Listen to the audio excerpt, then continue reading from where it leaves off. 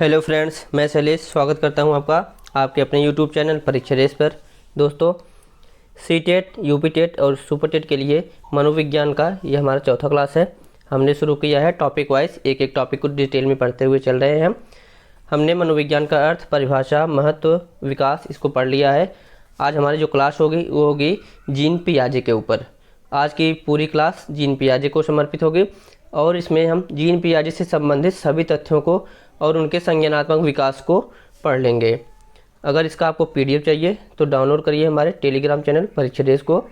अगर आप इस चैनल पर पहली बार आ रहे हैं तो सब्सक्राइब कर लीजिए हमारे चैनल परीक्षा रेस को।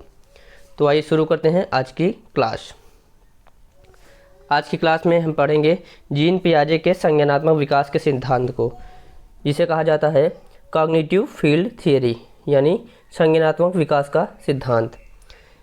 पहले जीन पियाजे के बारे में जानते हैं। जीन पियाजे स्विट्जरलैंड के निवासी थे। जीव विज्ञान के क्षेत्र में इन्होंने कार्य किया था। मूल्यतः जो है ये जीव वैज्ञानिक थे। 1922 से 32 तक ये लगभग 10 वर्ष तक संज्ञानात्मक विकास का अध्ययन किया। इन्होंने लगभग 10 वर्ष तक संज्ञानात्मक विकास के बारे में अध्ययन किया था। उसके बाद जो है संज्ञानात्मक विकास का सिद्धांत दिया था। इनके नाम एक और रिकॉर्ड है, ये सर्वाधिक 32 पुस्तकें लिखने वाले मनोवैज्ञानिक हैं। ये सर्वाधिक 32 पुस्तकें लिखने वाले मनोवैज्ञानिक हैं। विकासात्मक मनोविज्ञान के जनक भी इन्हें कहा जाता है, क्योंकि इनका जो सिद्धांत है संज्ञानात्मक विकास का सिद्धांत, ये 4 चरणों में है। इनकी 4 अवस्थाएं हैं और प्रत्येक चरणों में इन्होंने प्रत्येक अवस्थाओं की विकास के बारे में बताते हुए चला है। इसके साथ ही इन्होंने मानसिक विकास में ज्ञानेंद्रियों के महत्व को स्पष्ट किया। इन्होंने बताया कि मानसिक विकास के लिए ज्ञानेंद्रियां, यानी हमारी जो आँख, कान, नाक, जीभ, त्वचा होती हैं, ये 5 ज्ञानेंद्रियां होती हैं। इसका महत्व बताया है कि मानसिक विकास के लिए इन ज्ञानेंद्रियों का महत्व किस प्रकार है। और इसके साथ साथ इन्होंने मानव संज्ञान की व्याख्या की। मानव ज्ञानेंद्रियों के माध्यम से मानव जो है संज्ञान प्राप्त करता है, यानी ज्ञान प्राप्त करता है। तो मानव संज्ञान की व्याख्या की इसका तात्पर्य है, इन्होंने बताया कि मानव किस प्रकार ज्ञान अर्जित करता है। इसके साथ साथ उसके जो ज्ञानेंद्रियां होती हैं किस प्रकार उसके संज्ञान के लिए आवश्यक होती हैं। इसमें आँख होती है, आँखों से देखकर कोई ज्ञान ग्रहण किया जा सकता है। कान से सुनकर ज्ञान ग्रहण किया जा सकता है।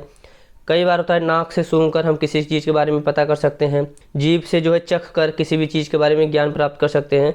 और त्वचा से जो है सेंसरी ऑर्गन द्वारा किसी भी चीज़ को छू कर या फिर टच करके उसके बारे में हम जान सकते हैं। आइए जानते हैं संज्ञान क्या है, यानी व्हाट इज़ कॉग्निशन। आइए देखते हैं संज्ञान क्या है, यानी व्हाट इज़ कॉग्निशन। संज्ञान शब्द 2 शब्दों से मिलकर बना है, सम प्लस ज्ञान। इसका अर्थ होता है सत्य, वास्तविक अथवा यथार्थ। संज्ञान जो होता है कोई सूचना होती है या फिर कोई तथ्य होता है जो सदैव सत्य होता है, वास्तविक होता है और यथार्थ होता है। संज्ञानात्मक विकास मानसिक और बौद्धिक परिवर्तन का संज्ञानात्मक विकास मानसिक और बौद्धिक परिवर्तन को कहते हैं। यानी किसी भी सूचना के तहत, किसी भी ज्ञान के तहत, किसी भी फैक्ट से हमारे मानसिक और बौद्धिक रूप में जो परिवर्तन होता है, हमारे मस्तिष्क में किसी भी चीज़ के संबंध में जो परिवर्तन होता है, किसी भी जानकारी को लेकर, उसे ही संज्ञान कहते हैं। यानी कि हमारे मस्तिष्क में होने वाले परिवर्तन, हमारे बौद्धिक रूप से होने वाले जो परिवर्तन होते हैं, उसे ही संज्ञान कहते हैं। उसमें परिवर्तन को ही हम संज्ञानात्मक विकास कहते हैं। इसके बाद आता है संज्ञानात्मक विकास का क्रम। संज्ञानात्मक विकास एक निश्चित क्रम में होता है। कई बार परीक्षाओं में इस क्रम को पूछ लिया जाता है, तो आप इस क्रम को ध्यान में रखने का प्रयास करेंगे। ये क्रम जो है एक पैटर्न पर अरेंज है। किस प्रकार से संवेदना, प्रत्यक्षीकरण, चिंतन, तर्क, विश्लेषण, इन सब का एक क्रम कैसे है, इसको हम अभी समझते हैं। जैसे किसी भी चीज़ के बारे में सबसे पहले जो हमें इन्फॉर्मेशन मिलती है वो हमें संवेदना से मिलती है। संवेदना मतलब ये चाहे तो वो हमें आँख से, कान से, नाक से, जीभ से, त्वचा से, इन्हीं 5 ज्ञानेंद्रियों के द्वारा हमें किसी भी चीज़ के बारे में संवेदना मिलती है। उसके बाद हम उसका प्रत्यक्षीकरण करते हैं, यानी उसको देखकर उसको मूर्त रूप से समझने का प्रयास करते हैं। उसके बाद उनसे जो तथ्य निकल कर आता है उन सबको संग्रहित करते हैं, जिसे संश्लेषण कहा जाता है। संश्लेषण के बारे में हम उस चीज़ के बारे में चिंतन करते हैं। उसके चिंतन के पश्चात जो फैक्ट निकल कर आता है, जो तथ्य निकल कर आते हैं, उस पर हम तर्क करते हैं। उसके बाद हम उसका विश्लेषण करते हैं, उसके बारे में डिटेल जानने के लिए हम उसका विश्लेषण करते हैं, यानी उस तथ्य को छोटे छोटे खंडों में बांटकर उसको एक एक टॉपिक को देखते हैं, एक एक खंड को देखते हैं, डिटेल में पढ़ते हैं। ये कोई भी चीज़ आजीवन स्थायी नहीं होती है। अगर उसका हम निरंतर प्रयोग नहीं करते हैं, अभ्यास में नहीं होता है, उसका विस्मरण हो जाता है, यानी हमारे मस्तिष्क से वो चीज़ डिलीट हो जाती है। उसके बाद हमारी धारणा होती है। धारणा मतलब हमारे अंदर जो उसके बारे में जो समझ होता है, उसके बारे में जो विचार होता है, वो हमारे अंदर विकसित होता है और अंत में जाके हमें संज्ञान, हमारे अंदर संज्ञान की प्राप्ति होती है, यानी किसी ज्ञान की प्राप्ति होती है जो अब हमारे अंदर स्थायी होने के लिए तैयार होता है। तो यह एक निश्चित क्रम में होता है। इसके बारे में जीन पियाजे ने डिटेल में बताया है। मनोवैज्ञानिक हैं जेम्स ने कहा है कि संवेदना प्रथम ज्ञान है, संवेदना ही प्रथम ज्ञान होती है। जीन पियाजे ने ये सभी जो चरण दिए हैं, संज्ञानात्मक विकास का जो क्रम दिया है, उसके एक एक क्रम को अभी हम इसको डिटेल में पढ़ेंगे। संवेदना के संबंध में इसका जो पहला क्रम है, इसके संबंध में जेम्स ने कहा है कि संवेदना प्रथम ज्ञान है। संवेदना प्रथम ज्ञान इसलिए होता है कि किसी भी चीज़ के बारे में हमें जब जानकारी मिलती है सर्वप्रथम, चाहे तो हम उसे सुनकर प्राप्त करते हैं, चाहे देखकर, सूंघकर, चखकर या फिर स्पर्श द्वारा, यही हमारा संवेदना होता है, यही हमारा प्रथम ज्ञान होता है। लेकिन जो संवेदनाएं होती हैं वो अस्पष्ट और निरर्थक होती हैं। अगर उन संवेदनाओं के बारे में हम प्रत्यक्षीकरण न करें, चिंतन न करें, तर्क न करें, विश्लेषण न करें, उसका संश्लेषण न करें, ये सब न करें, तो संवेदनाएं हमारे लिए निरर्थक होती हैं, किसी काम की नहीं होती हैं। किसी भी संवेदना को अगर हम उपयोग में लाना चाहते हैं तो उसके बारे में हमें डिटेल में जाना होगा। संवेदना होती है ज्ञानेंद्रियों से प्राप्त प्रारंभिक अस्पष्ट ज्ञान, यानी कि हमारी जो ज्ञानेंद्रियां होती हैं, पांचों ज्ञानेंद्रियां हैं, उनसे प्राप्त जो अस्पष्ट ज्ञान होता है वही होती है संवेदना। उसके बाद आता है दूसरा प्रत्यक्षीकरण। जो भी चीज़ें हमें संवेदना के माध्यम से प्राप्त हुई है उसको हम प्रत्यक्ष रूप से देखकर उसको स्पष्ट करके ज्ञान में बदलते हैं, वो होता है हमारा प्रत्यक्षीकरण। उसके बाद आता है चिंतन। जो भी हमें ज्ञान प्राप्त हुआ जिसका हम प्रत्यक्षीकरण किए हैं, अब उसके बारे में हम चिंतन करेंगे, उसके बारे में सोचेंगे, उसके बारे में विचार करेंगे, जो भी चीज़ें निकल कर आएंगी उसको समझने का प्रयास करेंगे और उसके संबंध में जो भी समस्या समाधान होगी उसका समस्या समाधान करेंगे। और अंत में जो है मानसिक गत्यात्मक, यानी कि ये सब क्रियाएं जो होती हैं हमारे मन में गत्यात्मक रूप से होती हैं, ये सब मानसिक क्रियाएं होती हैं जो हम करते हैं। संवेदना से लेकर प्रत्यक्षीकरण, चिंतन, ये सब मानसिक क्रियाएं हैं। उसके बाद आता है तर्क। चिंतन का सकारात्मक रूप जो है, जो फलदायी होता है, उसे तर्क कहते हैं। जैसे किसी भी चीज़ के बारे में अगर हम चिंतन कर रहे हैं और उसको तर्क कर रहे हैं, अगर उसके बारे में परिणाम सकारात्मक होता है तो वो फलदायी होता है और उसी को कहते हैं तर्क। यानी चिंतन का जो सकारात्मक रूप होता है, जो फलदायी होता है, लाभदायक होता है, वही होता है तर्क। उसके बाद आता है विश्लेषण। ज्ञान को विस्तार से जानना। विश्लेषण का मतलब होता है जो भी चीज़ अभी हम ऊपर जानकर आए हैं उसके बारे में हम उसको छोटे छोटे खंडों में बांटकर उसको विस्तार से जानने का प्रयास करेंगे। इसके बाद आता है संश्लेषण।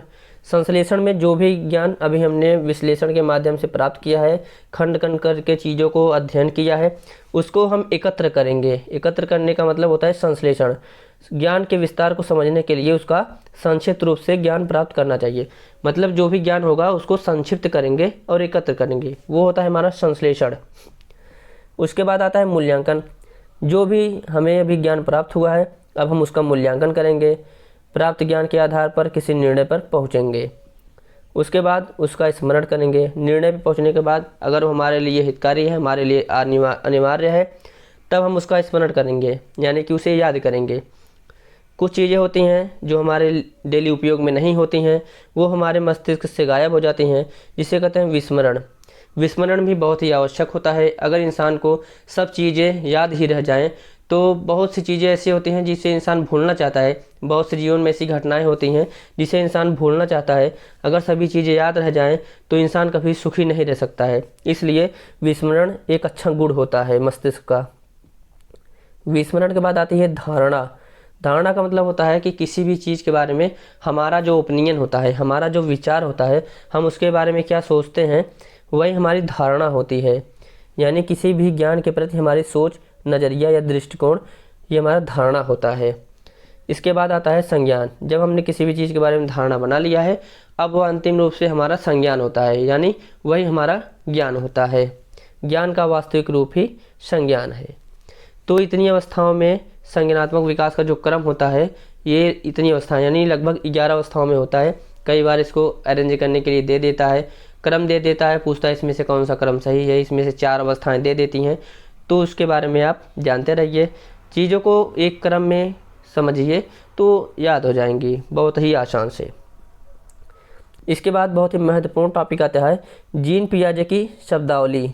जीन पियाजे की शब्दावली बहुत ही महत्वपूर्ण है। इनके कई ऐसे शब्द हैं जिसे बार बार परीक्षा में सीधे ही पूछ लिया जाता है। इन शब्दों के बारे में आइए हम जानते हैं। सबसे पहला शब्द है कि अनुकूलन, यानी एडॉप्टेशन क्या होता है। एडॉप्टेशन होता है, अनुकूलन होता है, जब भी दो अलग अलग प्रकार के ज्ञान हमारे मध्य आते हैं, उसके बीच हम जो सामंजस्य बनाते हैं यानी सामंजस्य स्थापित करते हैं, वो अनुकूलन होता है। अगर हम अपनी ज़िंदगी में जोड़कर इसे देखें कि जब कभी भी हमारे पास कठिनाई आती है तो हम उस कठिनाइयों के बीच जो सामंजस्य बिठाते हैं, जो तालमेल बिठाते हैं, वही होता है हमारा अनुकूलन। जैसे हम किसी भी स्थान पर रह रहे हैं, वहाँ पे बहुत अधिक वर्षा होती है, तो हमने उस वर्षा से बचाव के लिए वहाँ पे कई तरीके के घर बनाने प्रारंभ किए, कई तरीके के निवास बनाए। तो हमने जो वर्षा से बचने के लिए उपाय ढूंढा है, वो हमने अपने पर्यावरण के प्रति अपना अनुकूलन किया है। तो उसे कहते हैं एडॉप्टेशन। हम उस एनवायरनमेंट में अपने आप को एडॉप्ट कर ले रहे हैं। अनुकूलन जो होता है ये 3 प्रकार का होता है। पहला होता है आत्मसातीकरण, जिसे कहते हैं एसिमिलेशन।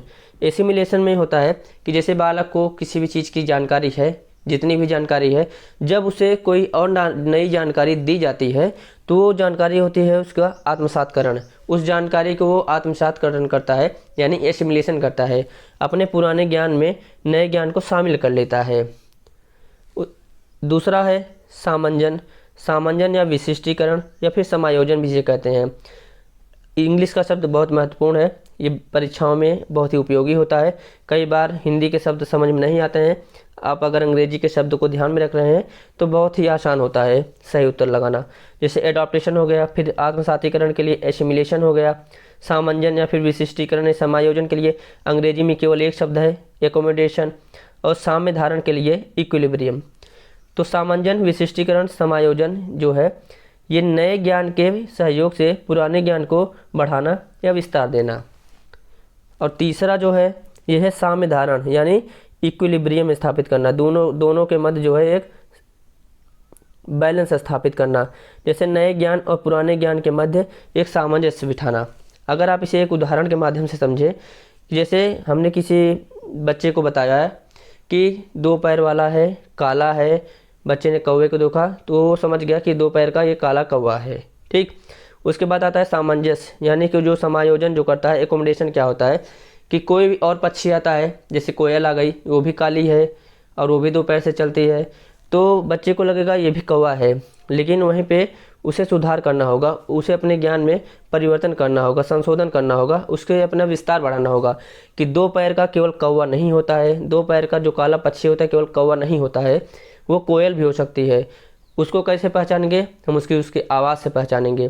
तो ऐसे कई उदाहरण होते हैं, जैसे गाय का ले लेते हैं कि 4 पैर है, 1 पूँछ है, सर है, सींग है, वो गाय हो गई। लेकिन कई बार होता है कि भैंस आती है तो बच्चा उसे भी गाय ही समझता है, तो वहीं पर उसे सामंजन स्थापित करना होता है, यानी एकोमोडेशन करना होता है, अपने ज्ञान के विस्तार को बढ़ाना होता है कि 2-4 पैर का केवल गाय नहीं, भैंस भी होती है और भी जानवर होते हैं। उसके बाद आता है साम्य धारण, या जिसे कहते हैं इक्विलिब्रियम। इक्विलिब्रियम होता है नए ज्ञान और पुराने ज्ञान के मध्य सामंजस्य स्थापित करना, यानी जो हमारा पुराना ज्ञान होता है बच्चे का और जो नया ज्ञान होता है, दोनों के बीच एक बैलेंस स्थापित किया जाता है, उसे कहा जाता है साम्य धारण। आगे देखते हैं, पियाजे का बहुत ही महत्वपूर्ण शब्द है स्कीमा, जिसे स्कीम्स कहते हैं।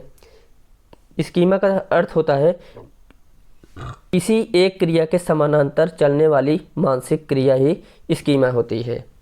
जब आपके मस्तिष्क में कोई एक क्रिया कर रहे हैं, आप कोई भी एक क्रिया कर रहे हैं, उसके समानांतर आपके मस्तिष्क में अगर कोई दूसरी क्रिया चल रही है, उसे ही कहते हैं स्कीमा या फिर स्कीम्स कहते हैं। जैसे उद्दीपन और अनुक्रिया। या फिर और कोई उदाहरण समझिए, जैसे आप परीक्षा को किसी परीक्षा में शामिल होने जा रहे हैं। अब परीक्षा में शामिल होने जा रहे हैं, आपके मस्तिष्क में ये चल रहा है कि मैं परीक्षा में इतने क्वेश्चन अटेम्प्ट कर लूँगा तो मैं परीक्षा में आसानी से पास हो सकता हूँ। एक तरफ ये चल रहा है आपके माइंड में पॉजिटिव थिंकिंग, दूसरी तरफ वहीं चल रहा है कि मैंने कितनी तैयारी की है, कितनी नहीं की है, हो सकता है मैं ये पास ना कर पाऊँ। यानी एक मानसिक क्रिया आपकी तरफ, एक मानसिक क्रिया तो हो ही रही है, उसके साथ साथ दूसरी भी मानसिक क्रिया हो रही है। या फिर आप एक कार्य कर रहे हैं, आप जैसे कहीं पे बाइक से जा रहे हैं और आप अपने मन ही मन सोच रहे हैं कि आप वहाँ पहुँचने के बाद क्या करेंगे, आप वहाँ से लौटने के बाद क्या करेंगे, अगर आप वहाँ नहीं पहुँचते हैं तो क्या करेंगे। यानी कि एक तरफ तो आप कोई एक कार्य कर रहे हैं, उसके साथ साथ आप दूसरी चीज़ आपके मस्तिष्क में चल रही है। अगर बात करें उद्दीपन अनुक्रिया की, जैसे आपके सामने कोई उद्दीपन दिख रहा है, जैसे कुत्ता है, कुत्ते के सामने भोजन दिख रहा है तो उसका उद्दीपन होता है। भोजन को देख रहा है, उसके उद्दीपन को देख रहा है, उसके साथ साथ उसके मुख में जो लार आ रहा है उसको सोचकर उसकी अनुक्रिया हो गई। तो एक तरफ तो उद्दीपन के प्रति क्रिया है और उसकी अनुक्रिया है, ये दोनों क्रियाएं एक साथ चल रही हैं। उसके बाद आता है बहुत ही महत्वपूर्ण शब्द है वस्तु स्थायित्व, जिसे कहते हैं ऑब्जेक्ट परमानेंस। ये बहुत ही महत्वपूर्ण है और बार बार परीक्षाओं में पूछा गया है, कई टेट की परीक्षाओं में इसे पूछ लिया जाता है। स्कीमा और वस्तु स्थायित्व दोनों ही बहुत महत्वपूर्ण है। वस्तु स्थायित्व यानी ऑब्जेक्ट परमानेंस, ये शैशवावस्था की प्रमुख विशेषता होता है। इसमें क्या होता है कि जब बच्चे को आप कोई खिलौने देते हैं और उससे अचानक से आप खिलौना छीन लेते हैं या फिर खिलौना छीन कर फेंक देते हैं तो वो बच्चा रोने लगता है, क्योंकि उसके मस्तिष्क में उस वस्तु का स्थायित्व हो गया है। उसके मस्तिष्क में वो वस्तु छप चुकी है कि वहाँ पे वो वस्तु है जो आपने उससे अभी छीना है। जबकि इसके पूर्व में क्या होता है, बच्चे से कोई सामान छीन लो और थोड़ा सा उसे बहला दो तो मान जाता है, लेकिन वस्तु स्थायित्व के दौरान वो अपने खिलौने को दोबारा से पाना चाहता है, वो आपके आसपास उस खिलौने को ढूंढता है, उसके मस्तिष्क में वह चीज़ होती है।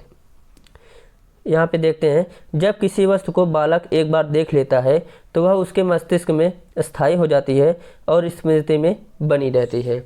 एक उदाहरण से और समझ सकते हैं, जैसे बच्चा लगभग 3 महीने बाद 2 महीने बाद अपनी माँ को पहचानने लगता है। जैसे ही वो बिस्तर पे लेटा है, उसकी माँ कमरे में आती है, वो देखेगा या फिर नहीं देखेगा, उसकी आवाज़ से ही उसे अपनी माँ को पहचान लेता है। तो उसका वो वस्तु स्थायित्व होता है, यानी ऑब्जेक्ट परमानेंस होता है। अगला शब्द है इनका सजीव चिंतन, जिसे कहते हैं एनिमिज्म। सजीव चिंतन का तात्पर्य होता है बच्चे जैसे अपने खिलौने को भी सजीव मानते हैं। कोई बेबी है अपने अगर गुड़िया से खेल रही है तो उसे सजीव मानती है कि इसके अंदर भी जीव है। जैसे वो खाना खाती है, वो चाहती है कि उसकी गुड़िया भी खाना खाए। बच्चे हैं कहते हैं चाँद मेरे साथ साथ चलता है, उन्हें लगता है चाँद भी सजीव है, सूर्य भी सजीव है, उनके आसपास जितनी भी चीज़ें हैं सब सजीव हैं, सबके अंदर जीव हैं, ऐसा उनके अंदर होता है, वो सजीव चिंतन करते हैं। उसके बाद अगला शब्द है इनका पलटावी चिंतन, जिसे उत्क्रमणशीलता कहते हैं, यानी रिवर्सिबिलिटी। पलटावी चिंतन में होता है कि जब बालक कोई एक क्रिया करके आगे बढ़ जाता है तो वो दोबारा उस क्रिया पर वापस आ सकता है, पलटावी चिंतन कहते हैं। जैसे अगर गणित में देखेंगे कि 4 + 6 बराबर अगर 10 होता है तो बच्चा फिर से इसे बताएगा कि 4 + 6 मिलके 10 बना है, इसे कहते हैं पलटावी चिंतन। जैसे एक उदाहरण और देखते हैं कि कोई एक गोला है, उस पर एक डंडी खींची गई और बगल में एक तिरछा बना दिया गया। अब बच्चे को कहते हैं कि ये क्या है, तो बच्चा समझ गया कि ये क्या है। और जब फिर उसे कहेंगे इसे कैसे दोबारा से अलग करेंगे, तो बच्चा वहाँ पे अगर वो चीज़ कर ले रहा है, अलग अलग तीनों को दिखा ले रहा है, तो वो होता है उसका पलटावी चिंतन। यानी वो अपनी जो चीज़ जिस क्रिया में आगे बढ़ के गया है वापस उस क्रिया में वापस आ सकता है, ये पलटावी चिंतन होता है। जबकि जो अपलटावी चिंतन होता है, इरिवर्सिबिलिटी होती है, उसमें वह वापस नहीं आ सकता है। अगर वह किसी गोले को और एक डंडे को इनको मिला के क बना ले रहा है तो दोबारा से वापस उस चीज़ पे नहीं आ सकता कि एक गोला और एक डंडा एक तिरछी रेखा मिलकर क बनी है। ये होता है अपलटावी चिंतन। अभी ये सब चीज़ें कौन कौन सी चीज़ किस किस अवस्था में है इसके बारे में हम जानेंगे। इसके बाद आता है संज्ञानात्मक विकास की अवस्थाएँ। ये बहुत ही महत्वपूर्ण बिंदु है। जीन पियाजे के बारे में जितना भी हम पढ़ रहे हैं, एक एक टॉपिक एक एक लाइन एग्ज़ाम में कहीं ना कहीं पूछा गया है। जितने भी फैक्ट हमने यहाँ पे कलेक्शन किया हुआ है वो कहीं न कहीं परीक्षाओं में पूछे गए हैं और कई जगह के कलेक्शन करने के बाद हमने ये नोट्स बनाया है। तो आप बेहतर तरीके से इसे पढ़िए और इसका नोट्स बनाइए तो आपके लिए बेहतर होगा। संज्ञानात्मक विकास की अवस्थाएं हैं, ये एक क्रम में चलती हैं और अगर आप किसी बच्चे को बड़ा होता हुआ देखें हैं, बच्चा छोटा है वो धीरे धीरे अपने क्रम में बड़ा हो रहा है, आप उसके जीवन काल को देखें हैं तो ये बाल विकास आपके लिए बहुत ही आसान है और ये संज्ञानात्मक विकास है जीन पियाजे का, ये और भी आसान है। तो आइए जानते हैं जीन पियाजे के संज्ञानात्मक विकास की अवस्थाओं के बारे में। जीन पियाजे ने कुल 4 प्रकार की अवस्थाएं बताई हैं। पहली है संवेदी गामक अवस्था, जिसे कहते हैं सेंसरी मोटर स्टेज। ये जन्म से लेकर 2 वर्ष तक की अवस्था है। इसमें बच्चा जो है अपने संवेदी यानी संवेदनाओं के माध्यम से आँख, कान, नाक, जीभ, त्वचा, इन सब के माध्यम से ज्ञान प्राप्त करता है या फिर किसी भी चीज़ के बारे में जानकारी प्राप्त करता है। वो जो क्रियाएं भी करता है वो संवेदनाओं के माध्यम से ही करता है। जन्म से लेकर 2 वर्ष तक की अवस्था को संवेदी गामक अवस्था कहते हैं, जिसे सेंसरी मोटर स्टेज कहते हैं। दूसरी अवस्था है पूर्व संक्रियात्मक अवस्था, जिसे प्री ऑपरेशनल स्टेज कहते हैं। पूर्व संक्रियात्मक अवस्था 2 वर्ष से लेकर 7 वर्ष तक की होती है। इसे इसकी क्रियाओं के आधार पर 2 भागों में बांटा गया है। पहला है पूर्व प्रत्यात्मक काल, जिसे 2 वर्ष से 4 वर्ष तक का होता है। उसके बाद होता है अंतः प्रज्ञ काल, जो 4 वर्ष से लेकर 7 वर्ष तक का होता है। अभी इन अवस्थाओं को हम डिटेल में आगे पढ़ेंगे। इनकी तीसरी अवस्था है मूर्त या फिर अनौपचारिक संक्रियात्मक अवस्था, जिसे कहते हैं कॉन्क्रीट ऑपरेशनल स्टेज, जो 7 वर्ष से लेकर 11 वर्ष तक की अवस्था होती है। मूर्त संक्रियात्मक अवस्था के बारे में बच्चा जब उसके सामने कोई चीज़ मूल रूप से सामने रखी हो, यानी मूर्त रूप से सामने उपलब्ध हो, तब उसके बारे में वो चिंतन करता है, उसके बारे में संक्रिया करता है, उसके बारे में सोच सकता है। जबकि जो अमूर्त यानी औपचारिक संक्रियात्मक अवस्था है, इसे कहते हैं इनफॉर्मल ऑपरेशनल स्टेज। यह 11 वर्ष से लेकर 14 वर्ष तक की अवस्था होती है। अमूर्त संक्रियात्मक अवस्था में जो वस्तु उसके सामने प्रस्तुत नहीं की गई है वह उसके बारे में भी सोच सकता है, उसके बारे में भी चिंतन कर सकता है। तो ये जीन पियाजे के 4 प्रमुख अवस्थाएं हैं। आइए जानते हैं एक एक अवस्था को डिटेल में। पहली अवस्था इनकी संवेदी पेशी अवस्था, जो जन्म से लेकर 2 वर्ष तक की अवस्था होती है। इसके प्रमुख गुण क्या क्या हैं, इसकी प्रमुख विशेषताएं क्या क्या हैं, इसके बारे में देखते हैं। बालक संवेदनाओं के माध्यम से सीखता है, ये बिल्कुल ही सही बात है और कई बार ये पूछा जा चुका है। बालक संवेदनाओं के माध्यम से सीखता है, वो जो चीज़ सुनता है अपने समाज से, जिसे देखता है, जिसे स्पर्श करके जान पाता है, या फिर जिसे चख कर यानी जीभ से चख कर जान पाता है, या फिर जो संवेदनाओं के माध्यम से सेंसरी ऑर्गन यानी छू कर समझ पाता है, जान पाता है, बालक का संज्ञानात्मक विकास उसके माध्यम से होता है। दूसरा बात है सीखने का मूल आधार अनुकरण होता है। संवेदी पेशी अवस्था में सीखने का जो मूल आधार होता है वो अनुकरण होता है, यानी बच्चा आपकी नकल करता है। जैसे जैसे आप करते हैं वो बच्चा भी वैसे ही दोहराने का प्रयास करता है। जैसे आप किसी बच्चे को सिखाएं कि बार बार कि मम्मा बोलो, तो बच्चा धीरे धीरे मम्मा बोलने का प्रयास करता है। वो आपकी बातों को धीरे धीरे सुनेगा, आप धीरे धीरे उसे बोलेंगे तो वो आपके लिप्स को देखता है, उसको फॉलो करता है और आपकी बातों को सुनकर उसे दोहराने का प्रयास करता है। अगली बात है कि बालक में भाषा का प्रारंभिक ज्ञान जो है 2-2 शब्दों या फिर वाक्यों से होता है। जो संवेदी पेशी अवस्था के बच्चे होते हैं, यानी कि जो जन्म से लेकर 2 वर्ष तक के बच्चे होते हैं, इनके अंदर जो भाषा का विकास होता है वो शुरुआत में जो है 2-2 शब्दों को मिलाकर वाक्य बनाते हैं। जैसे बच्चा जब 2 वर्ष तक का हो जाता है वह 2-2 शब्दों को मिलाकर वाक्य बनाकर बोलने लगता है, यानी अपनी संवेदी पेशी अवस्था में वह 2-2 शब्दों को मिलाकर वाक्य बनाने लगता है। इसके बाद आता है वस्तु स्थायित्व। वस्तु स्थायित्व संवेदी पेशी अवस्था की सबसे प्रमुख विशेषता है, जिसे कहते हैं ऑब्जेक्ट परमानेंस। जन्म के बाद से ही वो संवेदनाओं के माध्यम से अपने समाज के बारे में जानकारी प्राप्त करता है। उसी में आता है वस्तु स्थायित्व। जब उसके मस्तिष्क में जो ऑब्जेक्ट है, जिस चीज़ को वो देखा है, जिसके बारे में वो जान रहा है, जब उसके मस्तिष्क में वो स्थायी हो जाती है तो अगर उसे हटा दिया जाता है फिर भी वह उसके लिए रोता है और कहता है, मतलब उसका आग्रह होता है, एक तरीके से भाव प्रकट करता है कि वह वस्तु उसे चाहिए, यानी उसके मस्तिष्क में उसका स्थायित्व बन जाता है। ये कई बार ये पूछा गया है कि वस्तु स्थायित्व किस अवस्था की विशेषता है, तो ये है संवेदी पेशी अवस्था की विशेषता। दूसरा है पूर्व संक्रियात्मक अवस्था।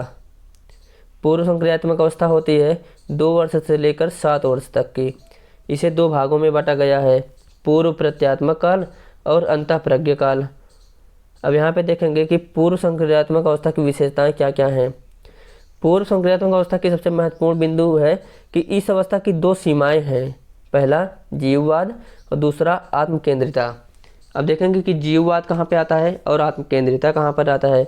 इसके पहले हम जान लेते हैं कि 2 वर्ष की आयु में बालक परिवार का सक्रिय सदस्य बन जाता है।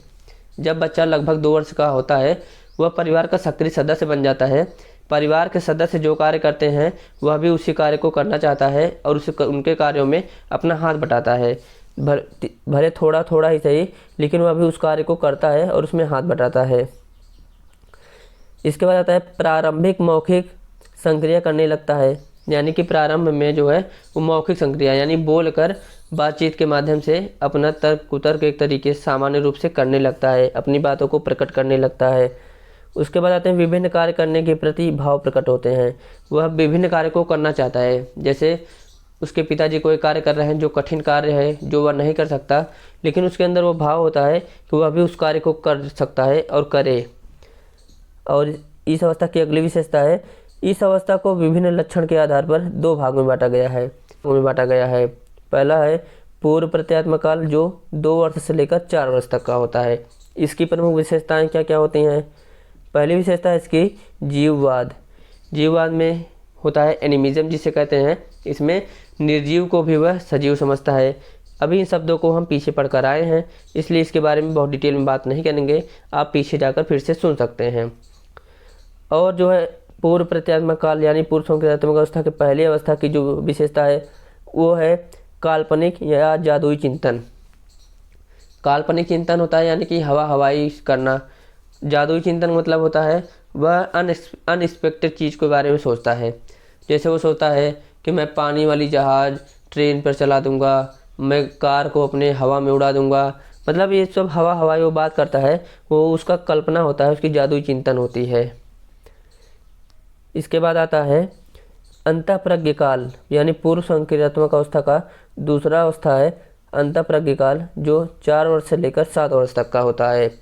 इसमें प्रमुख जो गुण जो इसके हैं आइए देखते हैं। पहला है अपलटावी चिंतन, यानी कि जिस चीज़ के बारे में करके आगे बढ़ गया है वापस उस चीज़ पर नहीं आ सकता है, वो उसका अपलटावी गुण होता है। दूसरा है रटने का आदर्श काल। पूर्व संक्रियात्मक अवस्था जो 2 वर्ष से लेकर 7 वर्ष तक की होती है, यह रटने का आदर्श काल होता है। बच्चे को जितना चीज़ चाहें आप रटा सकते हैं, वो बहुत जल्दी चीज़ों को रटने लगता है और रटने का उसके अंदर विशेष क्षमता होती है। उसके बाद आता है कार्यों के प्रति सक्रियता। परिवार का सक्रिय सदस्य बन जाता है, यानी अंतःप्रज्ञ काल में 4 से 7 वर्ष का बालक जो होता है वो परिवार का सक्रिय सदस्य बन जाता है। और इसके बाद आता है खुद को अधिक समझदार समझना। बच्चे जो है खुद को ढेर सियाना समझते हैं। वो कहते हैं कि वो अपने आप को एक तरीके से बहुत समझदार समझते हैं। उन्हें लगता है कि जिन चीज़ों के बारे में बड़े लोग बात कर रहे हैं वह भी उनके बारे में उनसे कहीं ज़्यादा जानते हैं। अपने आप को सुपीरियर समझने लगते हैं।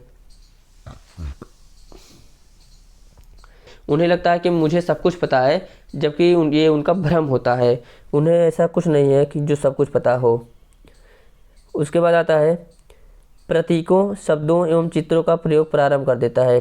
4 से 7 वर्ष तक का बच्चा जो होता है वह प्रतीकों के बारे में, यानी कि जोड़ घटाना गुणा भाग, इन सब के बारे में शब्दों एवं चित्रों का प्रयोग करना प्रारंभ कर देता है। अगली अवस्था है मूर्त संक्रियात्मक अवस्था, जो 7 से लेकर 11 वर्ष तक की अवस्था है। यह अनौपचारिक संक्रियात्मक अवस्था है। वो किस लिए कि जब बालक के सामने कोई भी वस्तु रखी होती है तभी वह उसके बारे में चिंतन कर सकता है, यानी पलटावी चिंतन। पलटावी चिंतन में जिस चीज़ से वह आगे बढ़ चुका है वापस उस चीज़ में आ सकता है। जैसे 2 + 5 = 7 है तो वह वापस जो है 2+5 पर आ सकता है। अगला, मूर्त वस्तुओं या संख्याओं के प्रति संक्रिया, यानी बालक के सामने कोई भी वस्तु अगर मूर्त रूप से प्रस्तुत होती है तब बालक उनके बारे में संक्रिया करता है और उनको समझने का प्रयास करता है और उसके बारे में वो चिंतन करता है। उसका चिंतन जो होता है मूर्त होता है। आगे है वैचारिक काल। वैचारिक काल भी जो है मूर्त संक्रियात्मक अवस्था की प्रमुख विशेषता है। वैचारिक काल में बालक के अंदर तरह तरह के विचार आते हैं।